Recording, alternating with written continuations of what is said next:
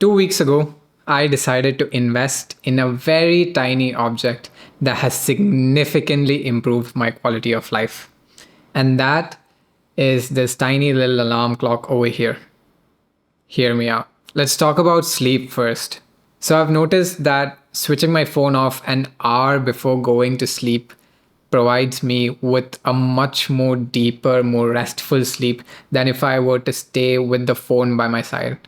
Because what would happen is that I would end up scrolling or just watching some random shit that would just keep me up much longer than I actually need to be.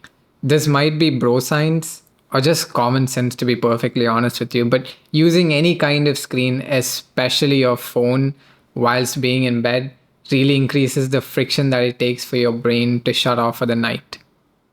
And the sleep that you get is less than ideal because your brain activity is actually higher than it normally would be when you don't use your phone.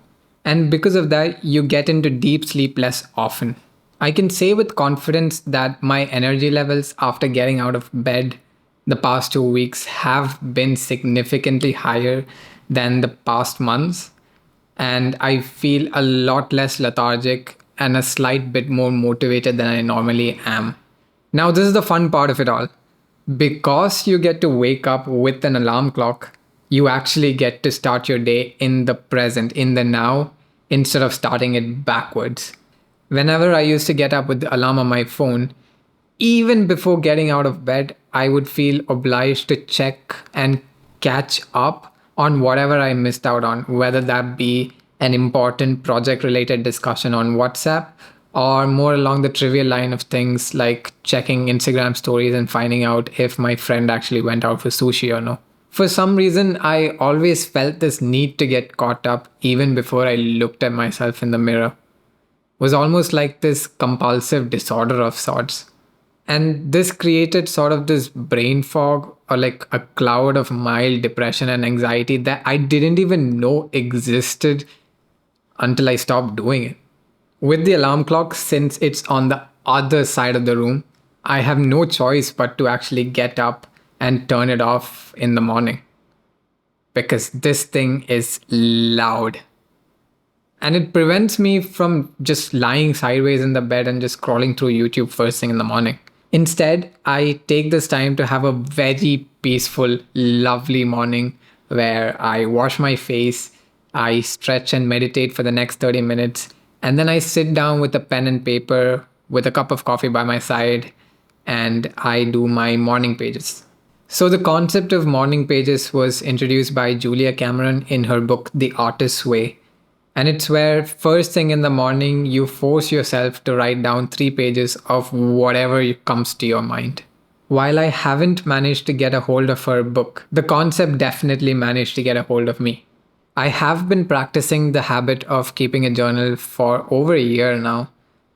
But in all fairness, I've only been doing morning pages for the last 2 weeks.